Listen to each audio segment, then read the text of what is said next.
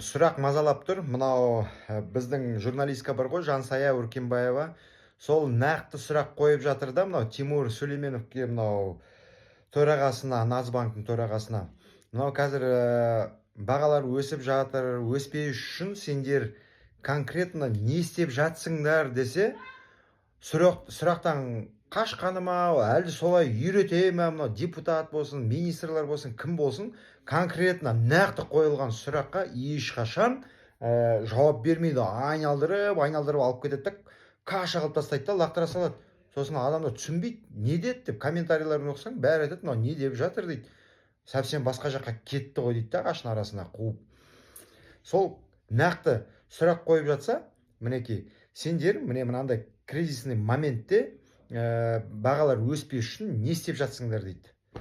Ол болады да бір кезде, мына адамдардың зарплатасы былай, мынасы былай деп тағы бетімен бір жағына қарай кетіп қалды.